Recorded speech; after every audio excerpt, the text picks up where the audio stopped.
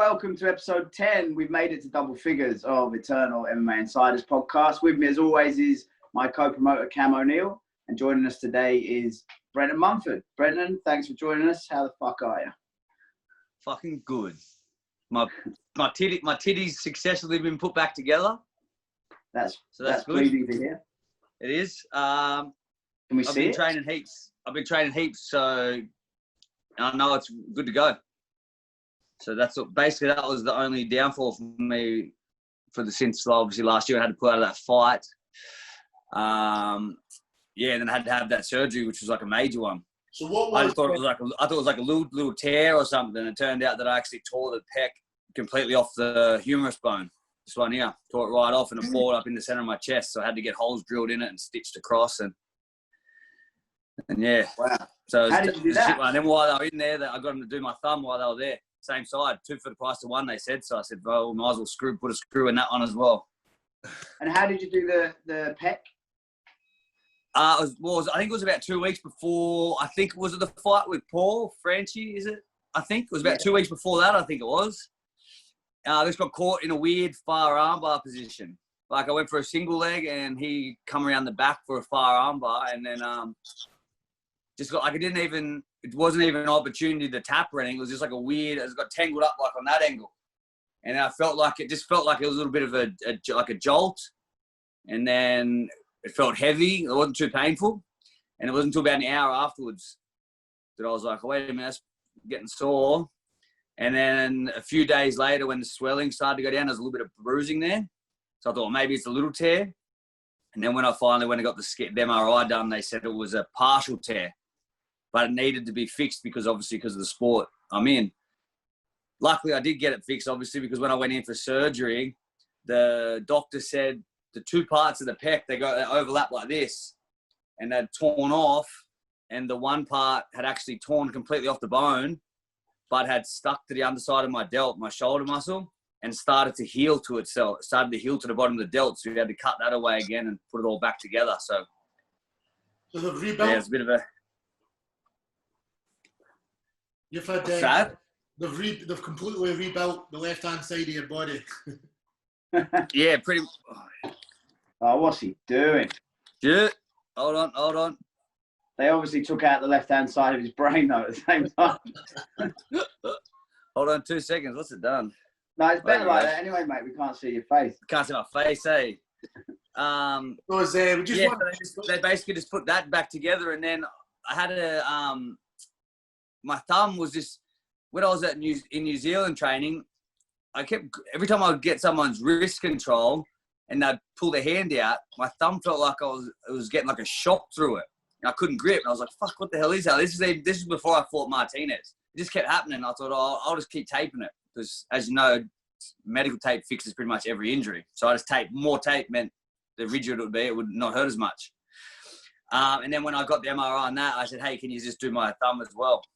And they did the thumb. They're like, oh, it turns out that the ligament, the UCL that goes across your thumb here, stops it from getting back like they call it a goalkeeper's thumb or skier thumb. So you might know, being from that side of the world with that stupid soccer sport, football. When it bends back when they save it, I guess it tears that ligament right off the bone.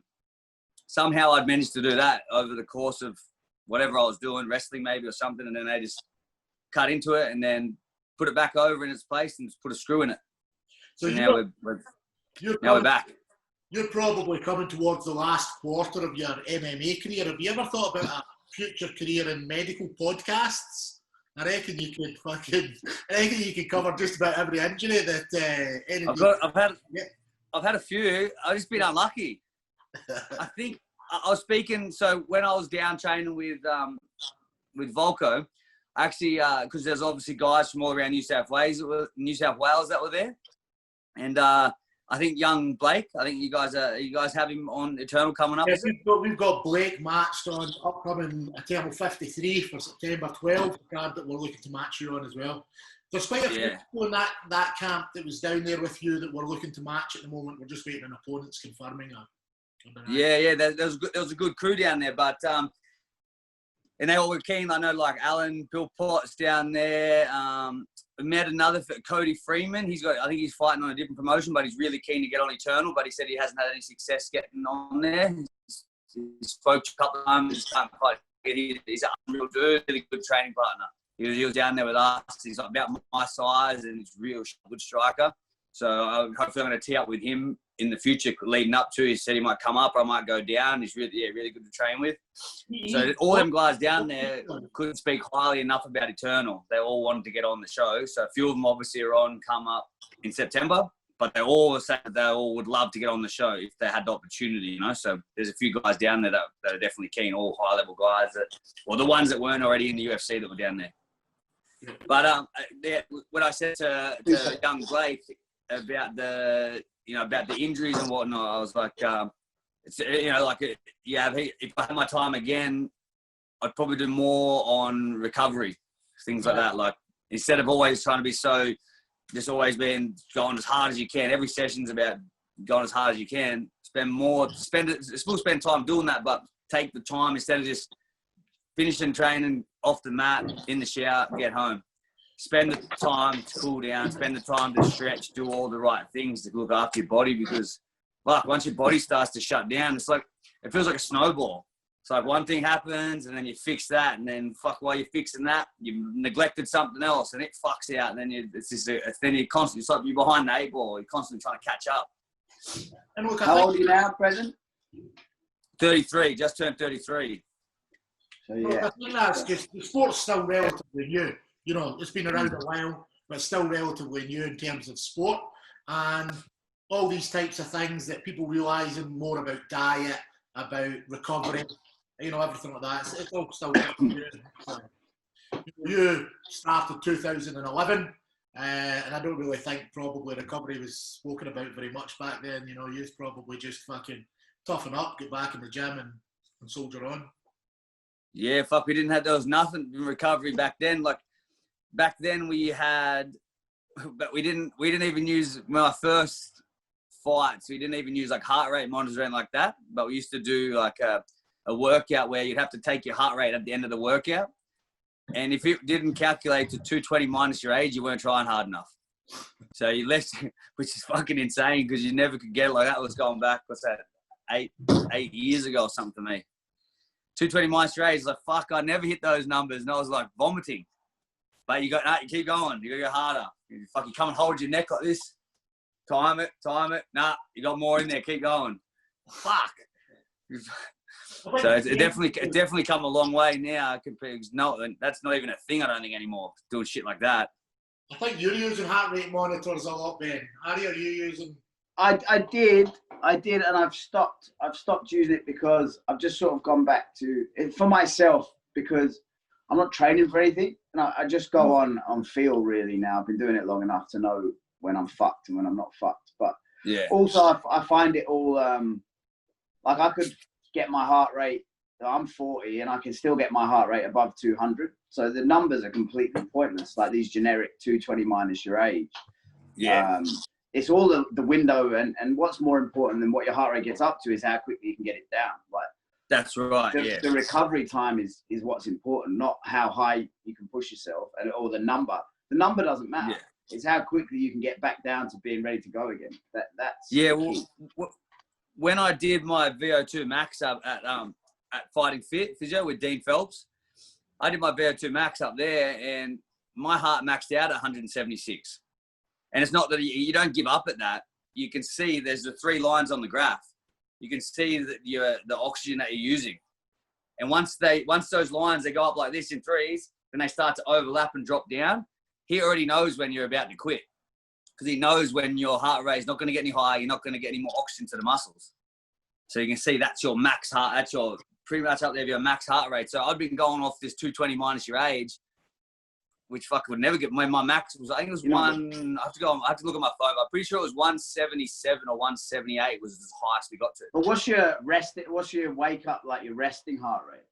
Like it'd be low, sometimes, right? like 38, 39. Exactly. So that's a huge window. You know what I mean? Like, yeah. That's more important to know where you're starting and where you're finishing, as opposed to you should be at fucking 182 or 177 or whatever it is.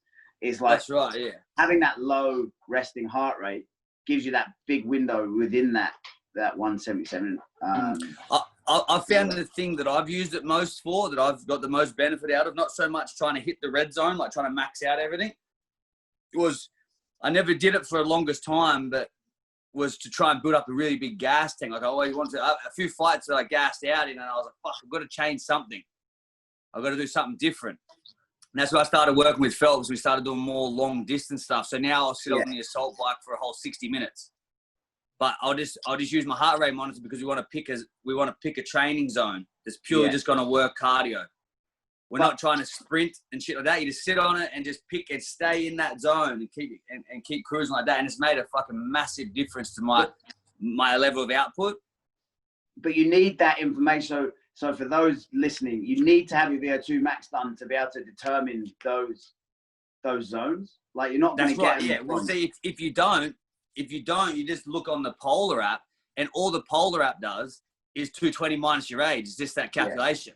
Yeah. You put your age and all that bullshit in, it just gives you a number. So all of a sudden you're like, holy fuck, I can never ever hit the red zone. I must not be fucking trying enough. Wait a minute, maybe your stroke volume of your heart is so big that it's never going to hit that. Like your max heart rate is never going to be 220 minus your age.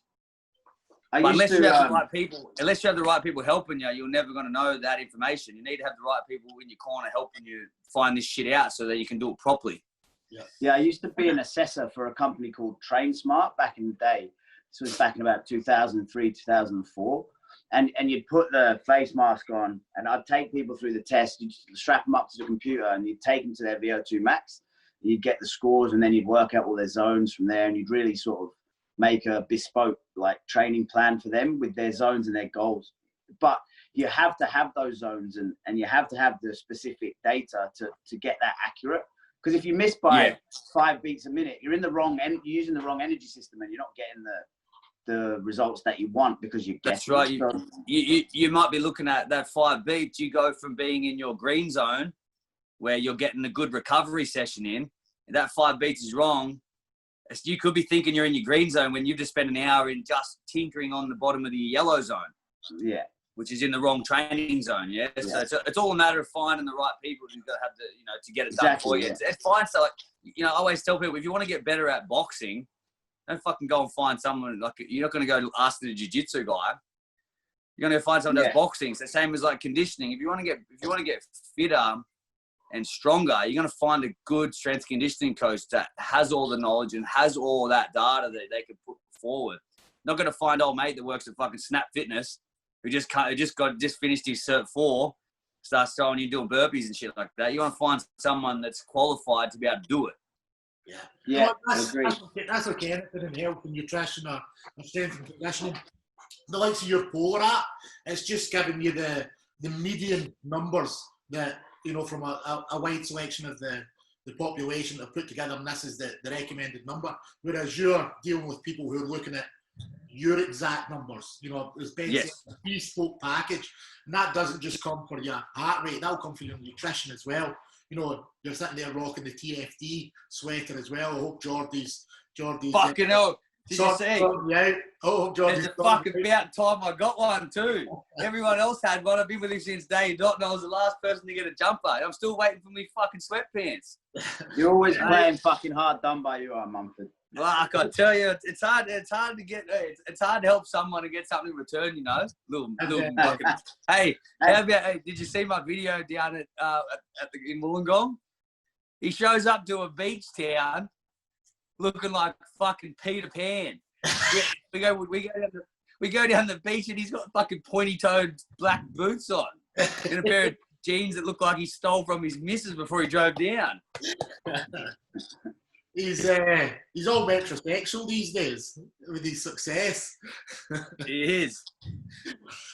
But just going back, any young athletes out there, it's a good investment. Go and get your VO2 max scores done, and just work out. At least know what your zones are, know where you should be working. And then you can just use your heart rate monitor effectively. Because at the moment, people are on my zone, and I got on my zone. I was running quite a bit. And I'll do a 7K run, and I was going pretty hard, but I was in the red the whole time. So I emailed Miser and I said, look, I can't be fucking 90%. It's impossible. Impossible. For 35 minutes, you know, it's not possible. So these things aren't right. You can't just take them as default and think, oh yeah, well look, I'm working this hard. You've got to know a little bit about it. So it's worth going to see someone and just get yourself set up and on the right track. I think that's what you've always done. You've always been very professional in your preparation and you invest money into your training camps. Yeah, well, you can't. If you want to get, as I said, if you want the right people to help you, you have to put money towards it because it's an investment. It's a career investment.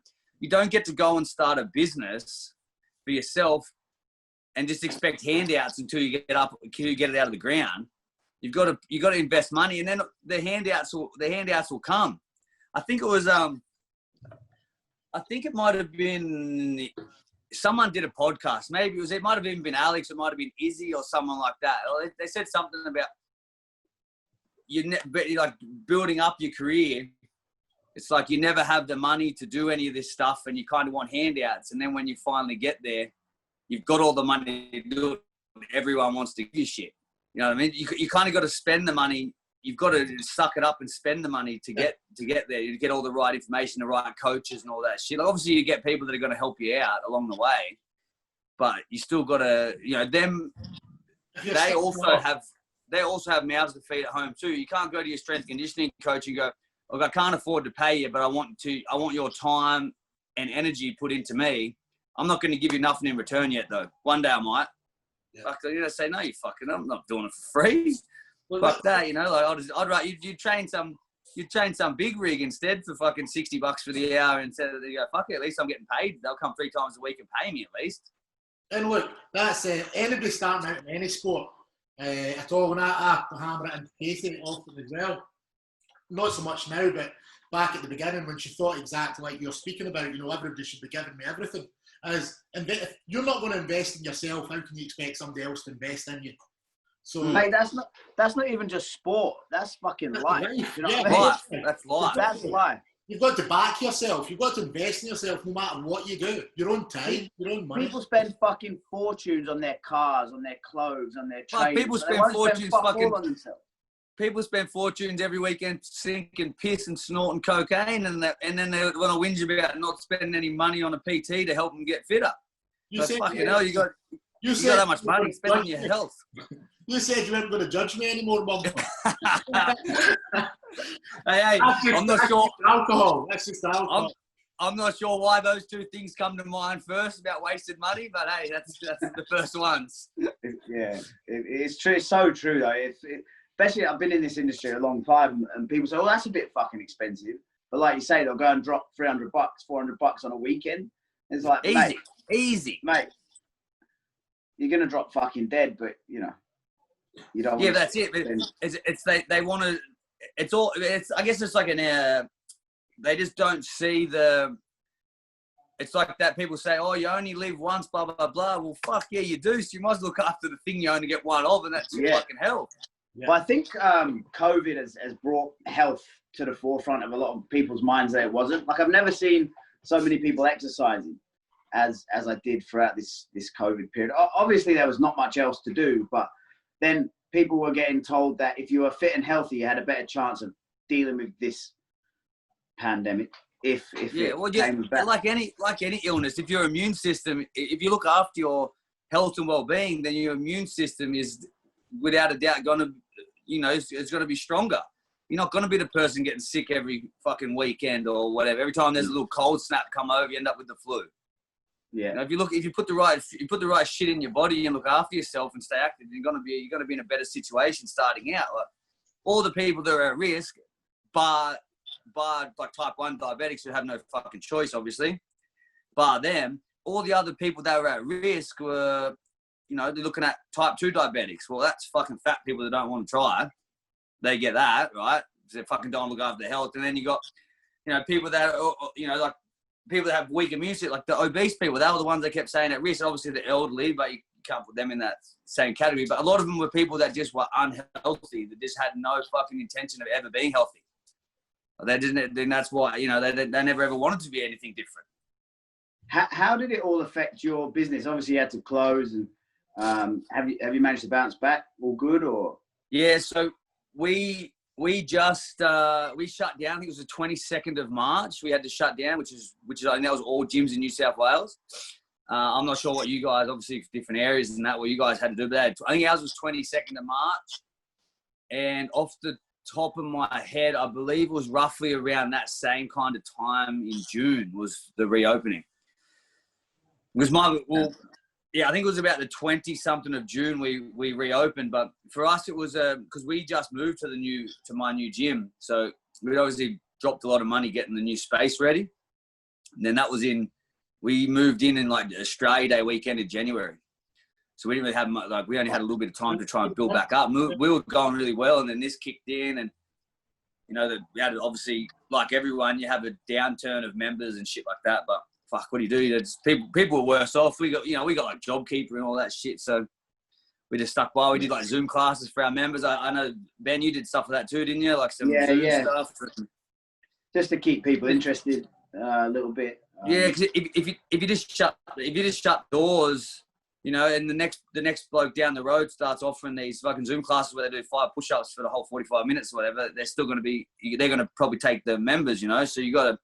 It's already a competitive market. So if you just be lazy and not proactive with it, you'll get left behind. And then we reopened with a debt. We reopened and we lost, let's say, it would be close to probably 30% we lost.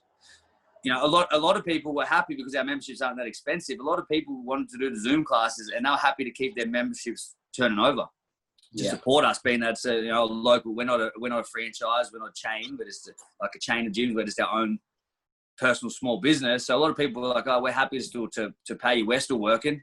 We're not out of work." And people that were out of work, we obviously like, "Well, hey, we don't expect anyone to pay. You can all stop." But those of you that want to support us, we're fucking over the moon grateful for it.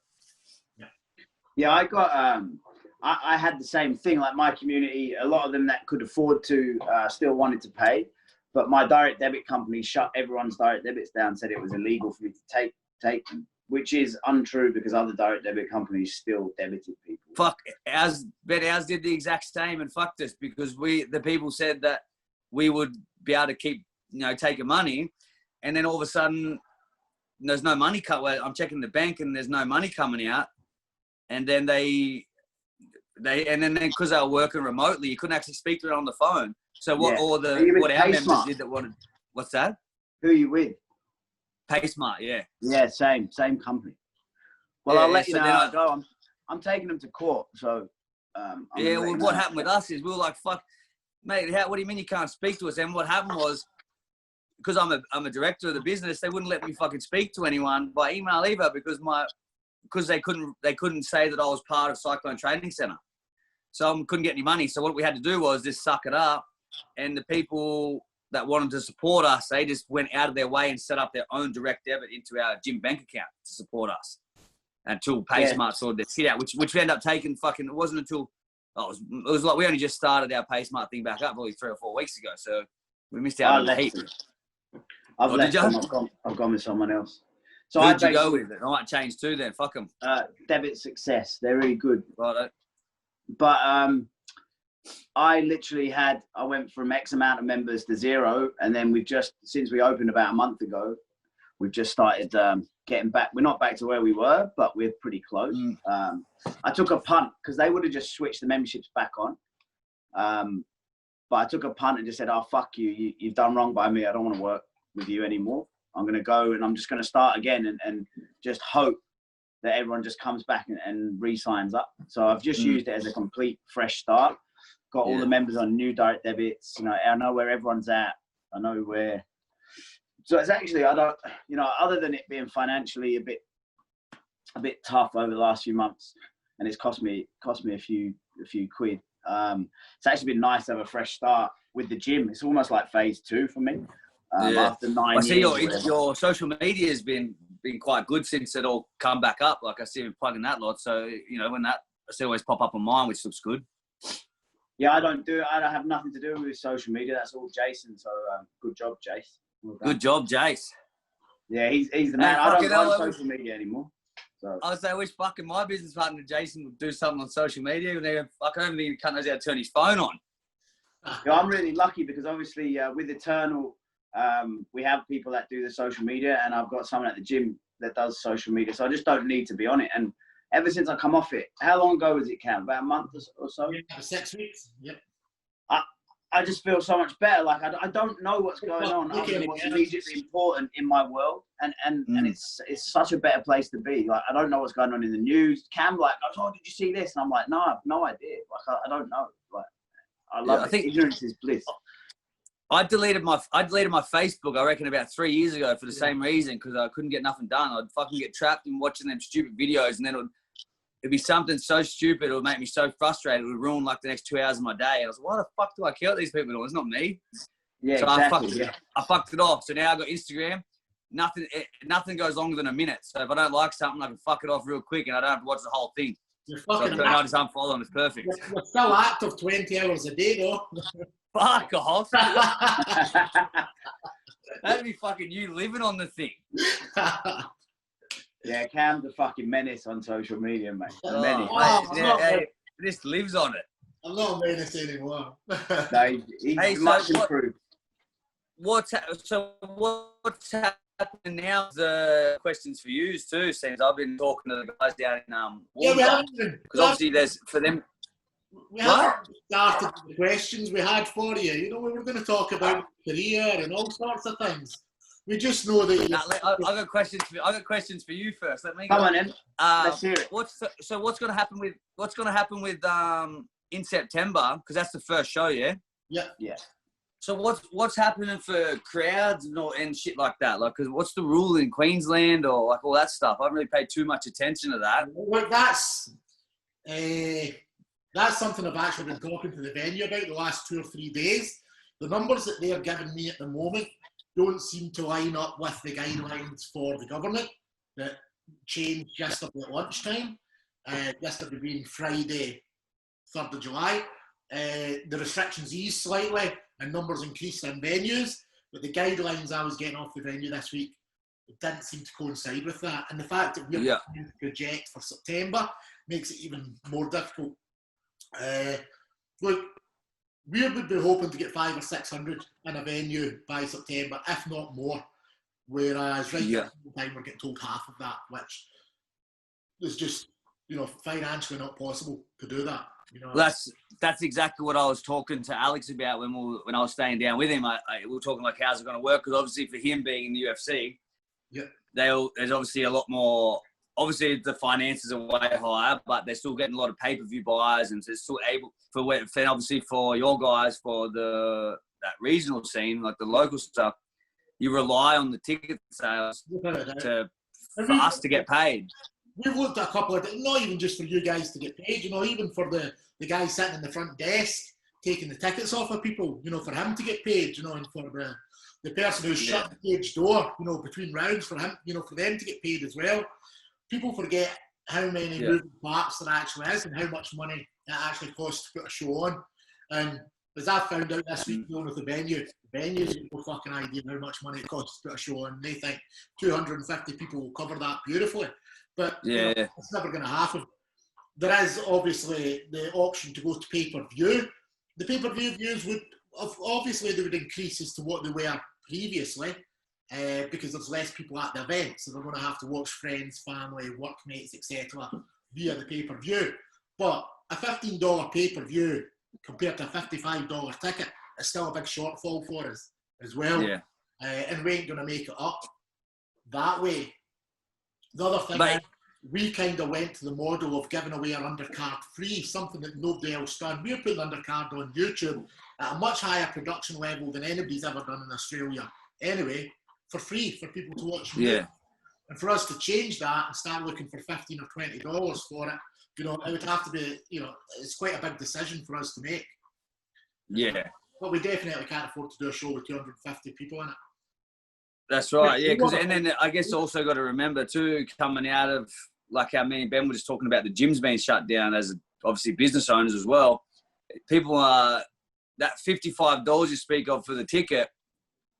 Some people don't have that $55 is not as easy to come by at the moment for a lot of people. They might be just trying to rebuild. I don't know so if they might not want to spend that money. I don't know if I agree. Like, I think at the moment, people are doing okay because of JobKeeper, and if you were unemployed, you're actually better off than what you were before. Well, they were fucking better off. I didn't get my JobKeeper for fucking 2 months or something, so I was broke as broke. But I think that for now, like for the intermediate time, people have still got a bit of money because they've been getting these handouts, and we haven't been able to do anything, right? Yeah. You can't go out and spend money.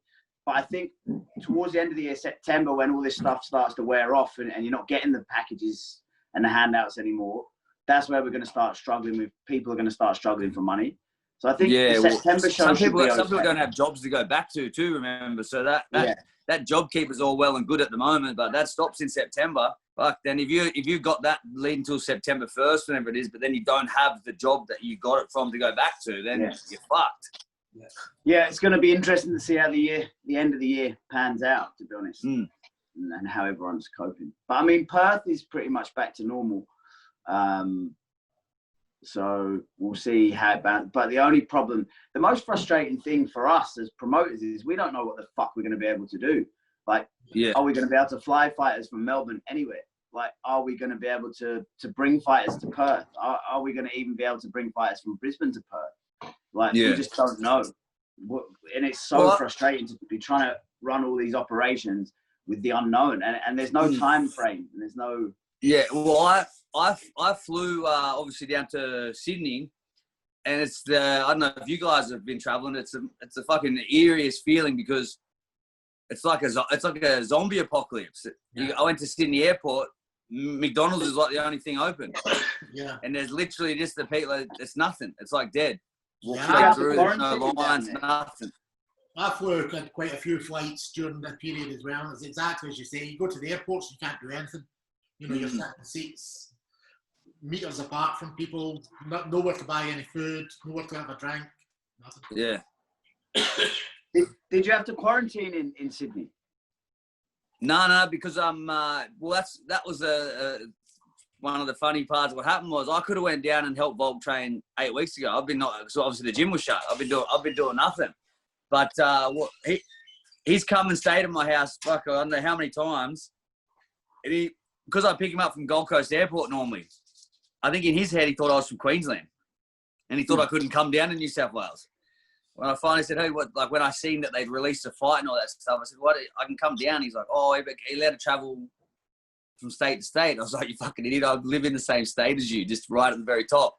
And that's why I shot straight down there. So we didn't have any quarantine or nothing like that. Oh, right. Yeah. See, I misinterpreted that as well. I thought you did. Yeah, well, because I'm from Byron Bay, like Lismore and near Byron Bay, like right on the border. It's still it's just all my training and shit's done in Queensland because it's close. Can you go to Queensland? Can you drive over the border to Queensland? Or? Nah. So what it is to get into Queensland, you need to have a reason. Like you gotta fill out some paperwork and you gotta put a sticker in your car and all this shit when you go across the border. And to come back in though, to come into New South Wales, they don't give a shit. It's just going into Queensland. They've got it all the borders all blocked off. So. Now the strange thing is, I actually only found this out about a week ago. Gold Coast Airport actually sits half in New South Wales and half in Queensland. The border runs right along it through runway. Yeah. So, yeah, it's true. But mind you, to get a pass into Queensland, it's fucking not real hard. You go online, you type in some bullshit. You got to be unlucky to get caught because they just are waving you through the checkpoint. Yeah. No one stops and reads anything. You just have a big A on your window with your name on it, and then they just pass you on through. I was hearing a rumour that after the revelations about the quarantine hotel in Melbourne come out, that you'd been hoping to get touched up by a security guard. Yeah, and nothing. Nothing. I had to come home and touch myself up. That's how bad it's been. So how long did you spend down there in the camp, down in Wollongong?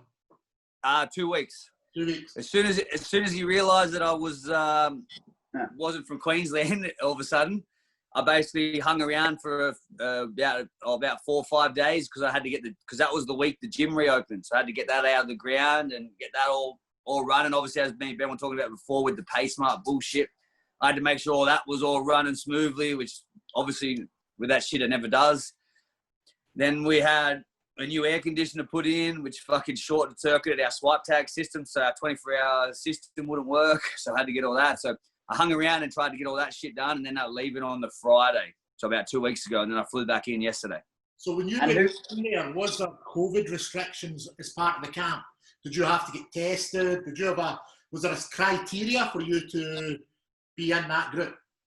Yep. So what happened is, I'll say what I think I can say. I'm not sure exactly how much is allowed to be spoken about from what happened. That's all. So I'm not obviously we couldn't have pictures and shit like that happening. So I'm not 100% sure, but there was obviously there was a lot of moving parts for it. But all I know, without saying the wrong thing or too much, was that every week we got COVID tests, and every single day before we trained, there was an app where we filled out the paperwork, which had all our details on it. We had to fill out whether we had any certain symptoms or this or that, and we'd have to get our temperature checks before every air. I think it was 37.5 was anything over that you couldn't train. Yeah. So it is real. Obviously the cleaning protocols. He had where you trained had to be completely isolated from any of the public, so there couldn't be anyone from the outside public in that area. Yeah. So yeah, I didn't ask too many questions about it. All I know is that New South Wales Health, they gave some. They obviously some people that have power, some other people that have just as much. They must all work together and got something sorted for us all to be there, anyways. Yeah. And who was down there with you? So there's a few people kind of coming and going, but there was like a stable. The main ones that stayed there, there was myself, Blake, yep. Martin come a few times, Martin Wynn come a few times. That's how you say his name. I'm not sure how you say his last name, but he come a few times. That Cody Freeman, I'm pretty sure his last name is, Alan Philpott. Trent Girdham.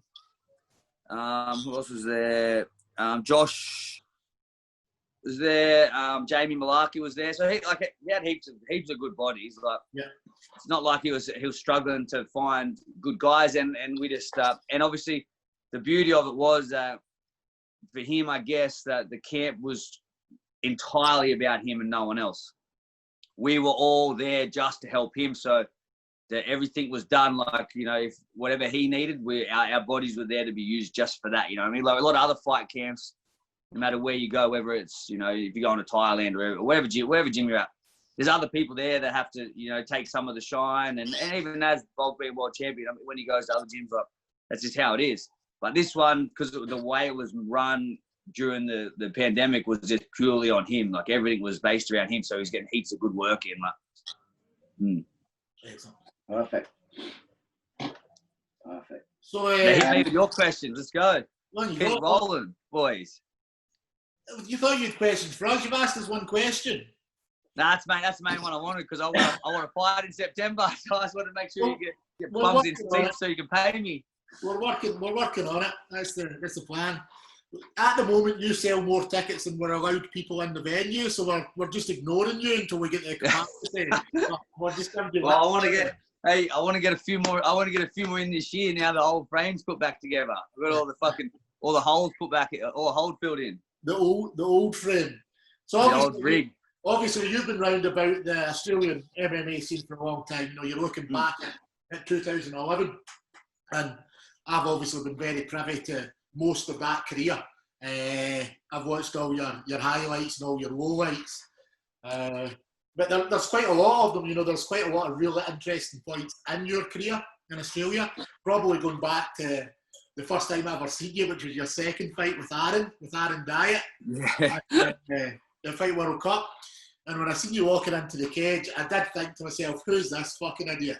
Because you were about half the size of the guy you were fighting.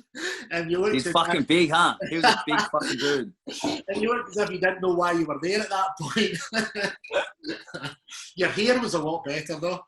Yeah. Hey, but Dave, no, all the steroids in the world couldn't help him finish me, could they? Oh, my God. I've never seen... a local fight with such a size disparity in my life before. And to your own credit, did that go to decision? Decision, yeah. I even tried to put him in an armbar, and he did this. I armbarred him and from off my back, and he went like this. He picked me up and like to stack me, but then just picked me up like this, and I fell off his arm. He just fell me. It's no lie. If there was a video to watch back, you would see him fucking just pick me up and just basically drop me off his arm. There's nothing I could do to him. He was massive, and but he didn't actually do any damage. He just kind of got on top and would just hang on for fucking. His arms are as big as my fucking chest. One arm was as thick as my chest. He just cross-faced me, and I was stuck.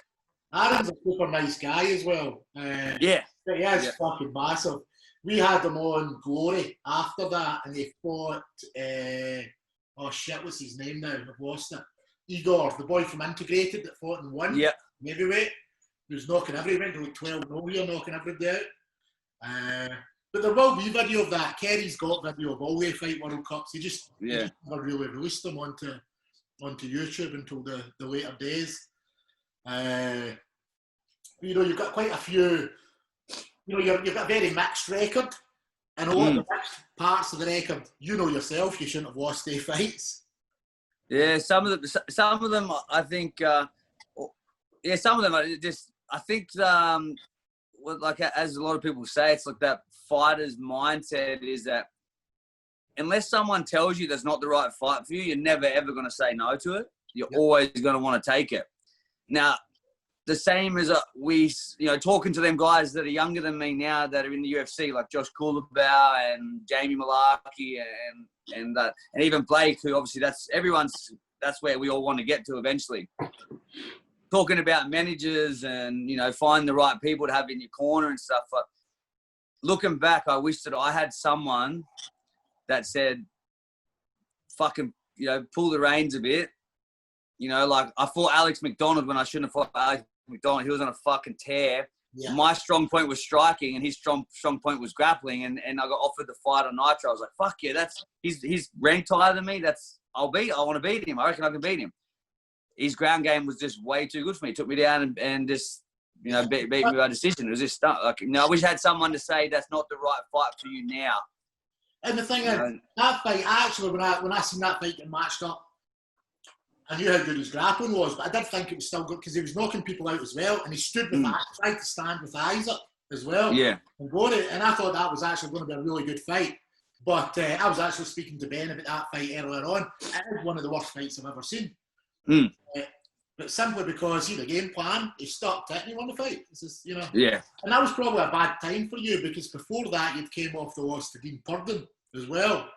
Yeah, that I come off that's why I got straight back in there because I come off that DQ because of the unclipped toenail that cut the eye that he couldn't continue, So that wasn't that one there actually. That fight, I don't off the top of my head I can't remember it properly, but I don't believe that fight was meant to be the fight that happened. I think that was one of those ones where I couldn't get an opponent. And I'd won, I think, like 5 in a row before that, I think it was. And I couldn't get an opponent. And I think that at the time, he was like 6-6 or 7-7. And he just said he would do it. And I was like, oh, sweet. And I'd just been to Thailand.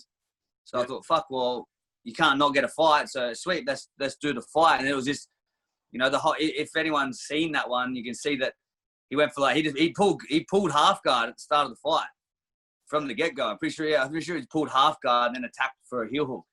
And then I hammer-fisted him from there, and that's kind of what did the damage. And then as we kind of separated, he was getting up on the fence. I tried to time it. As he was getting up, and then he just kind of didn't get up real lazy kind of thing. And then I pulled it back a bit and kind of half connected. And then they said I cut his eye with my toenail, which is a weird fucking thing to say considering that you get, Pete was a ref and he's pretty thorough with what he does out the back. And if I didn't have my nails cut, he would have picked up on that out the back, yeah? You're not going to get into the cage with a fucking, velociraptor big toenail. So it is what it is, though. I know how much you put into a fight. Obviously, I've spoken to you in the lead up to fights. And I know that you're one of the more, thorough guys in the country when it comes to preparation and the amount of time and emotional energy you invest into fights. After, you know, losing a couple of fights, how do you bounce back from that? Because I obviously I saw you after your last 2 losses too, and I know how disappointed you were, and there was talk even then of you just giving it away.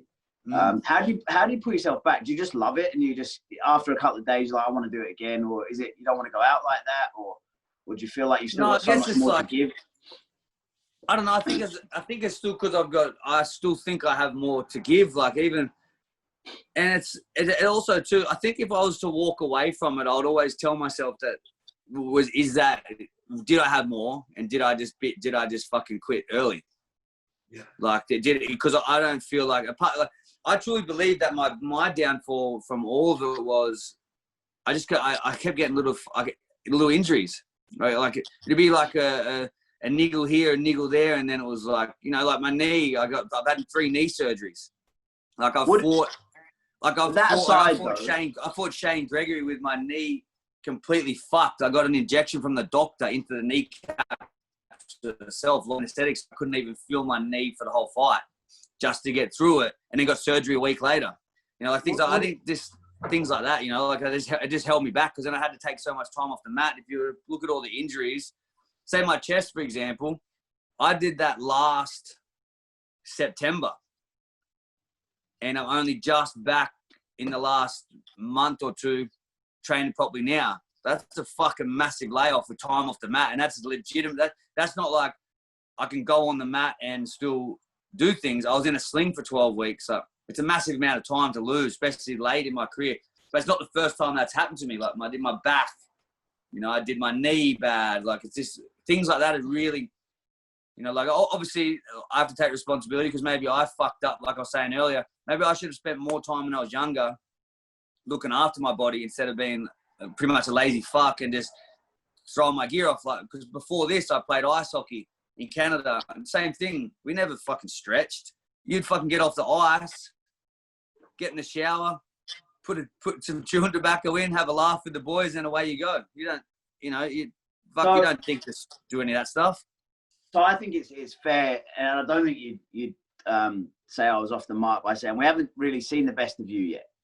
Is that true? Well, no, I think I've still got more to give, and you know, I train with guys. I've trained with the guys that are in bigger promotions like One and the UFC and places like that. And I still think that back about bigger promotions like the UFC. What's that? We'll just say bigger promotions like the UFC. No, like bigger promotions like the UFC. So I still train with guys like that. Like on the weekend. Training, training with, guys like Jamie Malarkey and things like that. Like, I still think that level is there's not much difference in level there. Like I think it's just a matter of the right timing. And look, if Jamie hadn't signed, that's a fight that was, going to happen, practically at any point. Used to were. I think we tried to match it a few times. Yeah, well, me and him actually on the last night we were there. We all had Alex bought us all pizza and we had beers and we were talking about that, how we wanted it for this one, and then he hurt himself, and then Ross was like, "It's not a good fight for you to have when you got a little niggle," and then it was Super Fight wanted to match it and things like that. Because Jamie's an awesome guy. All them guys down there are awesome. It's funny because when a bunch of fighters get together, even though we've been trying to match to fight each other, and then you get talking about it and you laugh and joke and you become mates and all that shit. Like he's. You meet him and you don't realize how much we're all alike.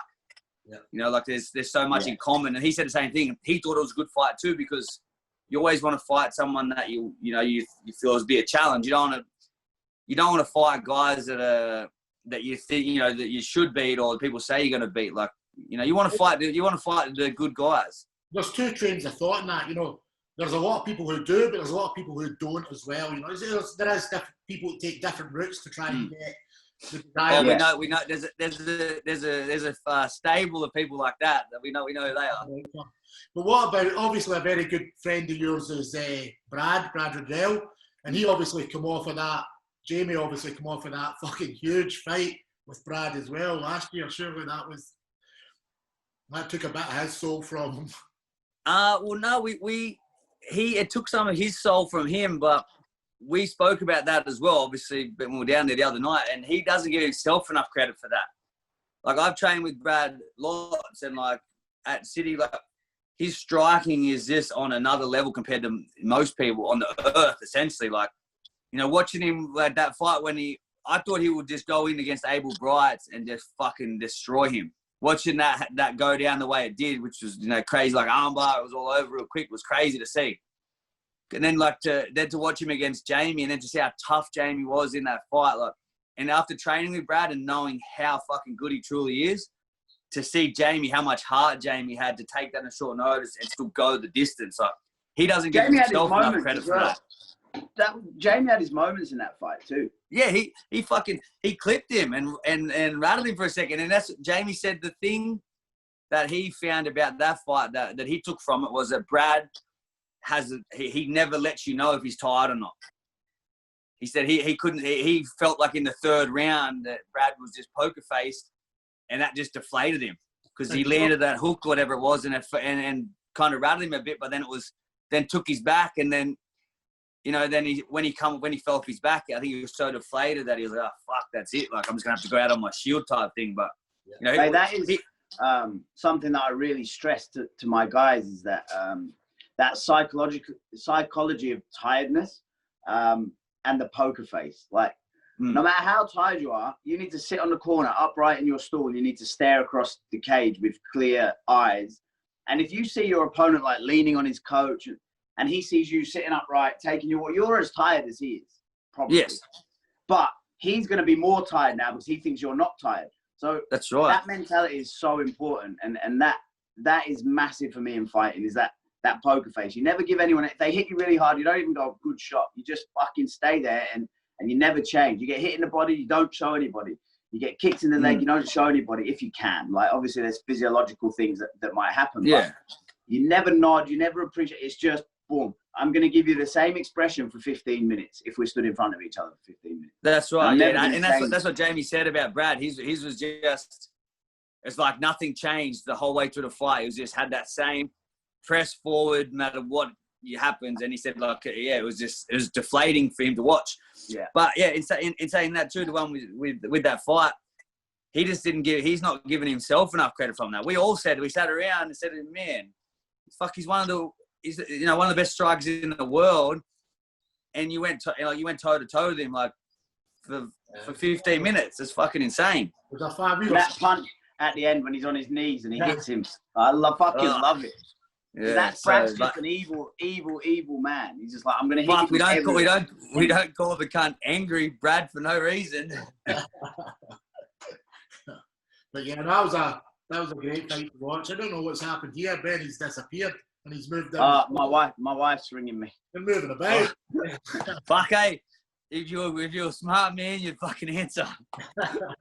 Hey, I got my priorities all right. I hope she doesn't watch this. But bleep that bit out when you do the recording. Yeah, we'll have to edit that. We'll edit that bit out. She's messaging me now. I might be in trouble. Skip through some more of your career highlights, ups and downs and stuff, just quickly, because we've spent so much time talking shit. That's what podcasts are for. It's more important. Another two big fights in the Joblin fights that both could have went either way. Yeah, no, I do truly believe the first one was the closer one. That was one I still think that I've done enough in that one, but obviously he got it. But the second one that he had, he's outright he put the stop to that one. It was one each going into the third, in my opinion, and you definitely finished the third round better than what you did, you know. But it was 100%. Super close fight. He just had that. He just has that, like, it's almost like a steam train, you know, like just fucking kept going, and he just doesn't go. Like, I watched that fight back, and you see I come out of the gate hot. They out-rested him for the first round. Because that was the game plan, because last time that's what he wanted to do to me. I was like, I'll fucking out-wrestle him this time. So that was the game plan. But then I don't know what it was, maybe something I did wrong in camp that I just couldn't keep up to his pace. Or in saying that too, maybe it's nothing to do with what I did. it's 100% to do with what he did better. Yeah. You know, maybe it's not what I did wrong, it's just what he was better at. He just fucking kept plugging on and like putting the pressure on. And that's a good way to look at it. That's, you know, looking at it from the outside, 2 super close fights, but definitely he finished the 3rd round in the second. Yeah, he definitely put a statement on that 3rd round to make it clear cut that he was the, you know, and a lot of guys will say, oh, he was the better guy on the night, blah, blah, blah. But he's shown in 2 fights that he's been the better guy. So, you know, at some point you got to go, he just has my number. He just knows what he has to do to beat me. Yeah.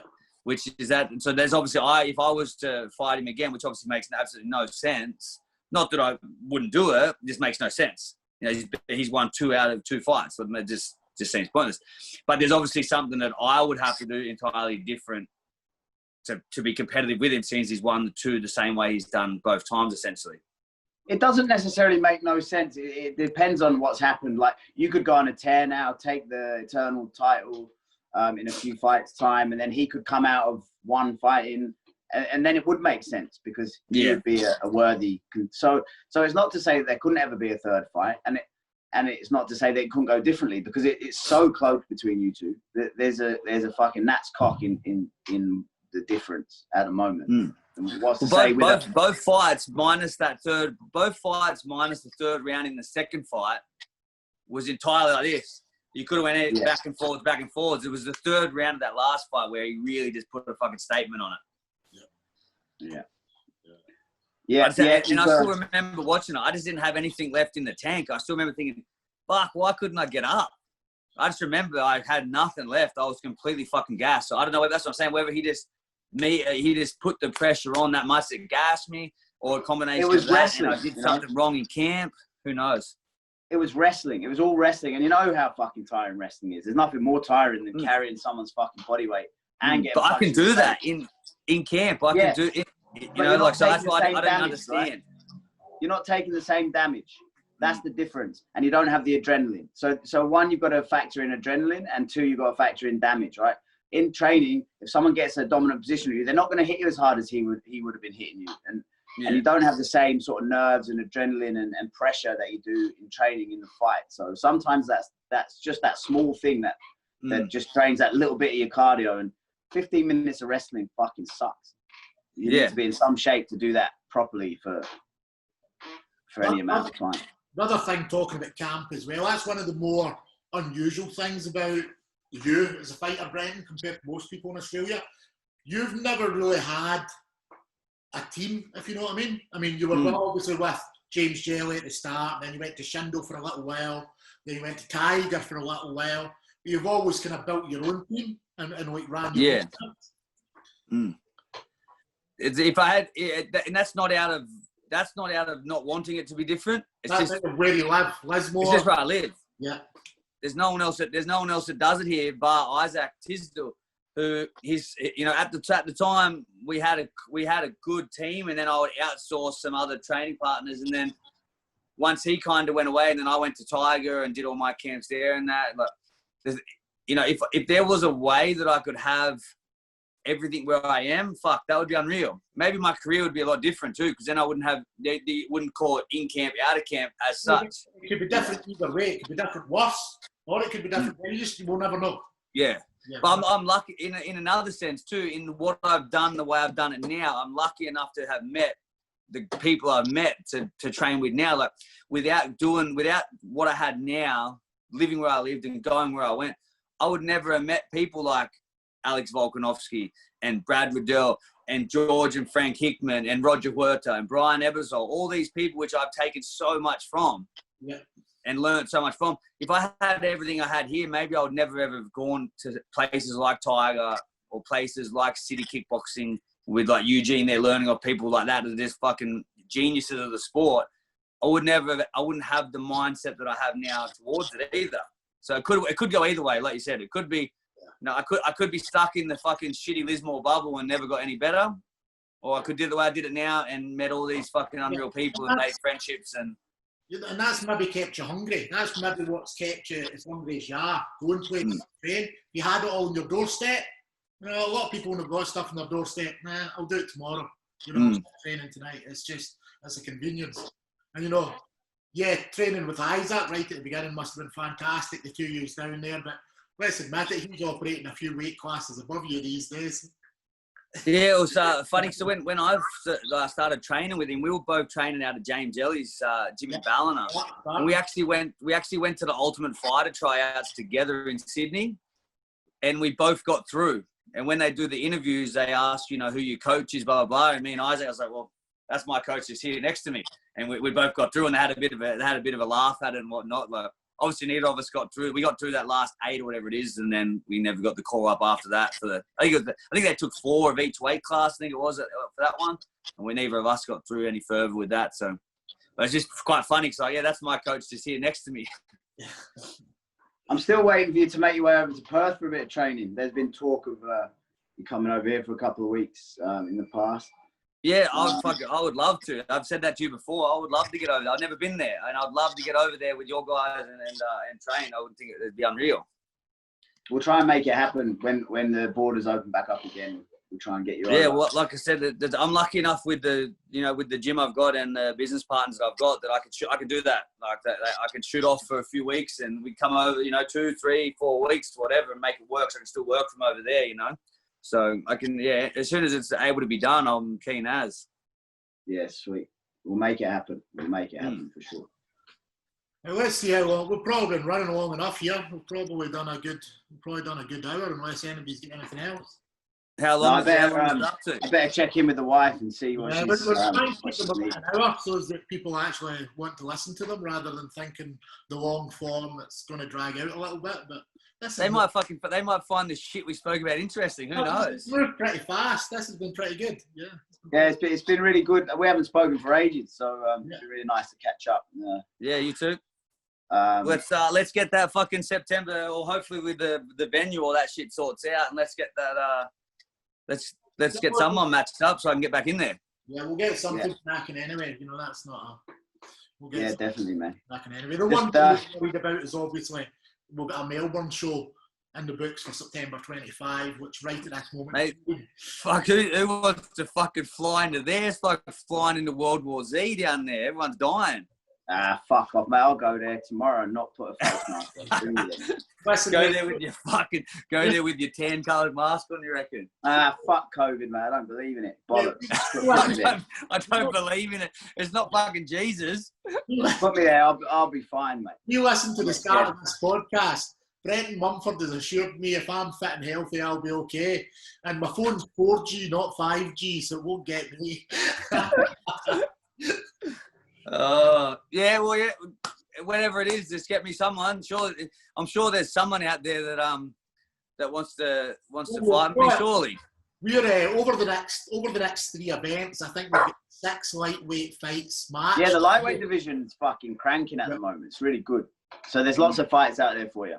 So I'm hoping that I think it was Damian Brown I was speaking to. I think he went through a stage that I'm at now, kind of thing, when his record was kind of like that, doing this. Yeah, and he said the same thing. It was a little bit harder for him to find fights because the guys that are at that level, they're like, they want to fight guys not going to be tough. They want to try and string these wins together. Yeah, exactly. Bigger promotions. And then you got these younger guys that are like, fuck it. I'm fucking 3-0. Let me fight this guy who's been around had 17 fights. Let me take him. So surely there'll be someone out there that will. Yeah, that's not a direct reference to somebody who's 3-0 that's not answering messages. Hey, I heard face to face that he will whoop my ass in a fight. His own father, drunk, looking like an idiot, probably embarrassed the poor kid. My son, after I finished Rob Hill in the fucking pub, he said, my son will bash you. His words, not mine. His words, not mine. Who's that? So, hey, put your money where your mouth is, boy. I'm just going to put my promoter's hat on here and say, I love that shit. Let's do it. Who's the... Hey, listen, why am I out the loop here? Who the fuck are we talking about? I'll let Cam fill you in because we'll call see him out. We'll see. I don't need to call him out. His dad called me out. That little fucking fight me. He can fucking answer the phone. I don't need to answer it. I said, do it. Let's do it. Yeah. We do have another interesting fight in this September 12 card. Blake, that you were training with down there. Yep. He's on the card against somebody who's going to make the fight very interesting and put it right in his face. And I think the way the two of them strike, we haven't released this fight yet, so I don't know if I should even say who the hey, but I know who it is from Blake, and we've been working on what he's going to do down there. That's going to be. But the thing is, how do you work it? It's just going to be a fucking crazy fight. Just do body conditioning. So Blake's because Blake is like a sponge. He's just so engulfed in the sport. He just listens and takes it in. So I know who he's fighting, and I said, this is his style. And I just, when I did some rounds with him, I just did that exact style and did that. And I think he's very good at game planning. Like when he fought Martinez, he watched my fight against Martinez, see where I fucked up, and realized he had to keep him long and not overcommit. And he jabbed him until he couldn't continue. And looking back at that Martinez fight, do you feel as if that was just that fight you would like back? Yeah, I'll fucking do that one again. Yeah, for sure. I spent fucking 3 minutes. I don't think I got touched for the first 3 minutes. I think I landed if you watch the video, I think I had like a strike, 100% strike landing rate. Like I don't think I missed a single shot I threw. And I think it was just impatience from my part. I should have stuck to the game plan more. I instantly got messages from Eugene and Brad saying what an idiot I was. I should have just been more patient on the fence. Like I just got too carried away. I did the same fucking thing against Callum Potter. I was so happy striking that I got impatient and wanted to get off the fence. I should have stayed there and just let it take its course and just methodically work off out of that position instead of trying to rush. So it is what it is. Live and learn. But I'll definitely have that fight again. Like I don't. There's lots of action. There's lots of action in the lightweight division, as Ben says. So there's going to be some real good fights in there in the next 6 to 12 months. All right, listen, give me someone before I get divorced. I love you, Brendan. You're not worth a divorce for me right now. I've heard that before. I've heard it before. I bet you have. Hopefully not too many fellas. Speak to you later. All right, mate. We'll good night. Hopefully be sending you a contract soon. Done. I'll be ready to sign on it. Beautiful. All right. Good man. Take care of yourself, all right? See you, boys. Yeah. See you, mate. Take it easy.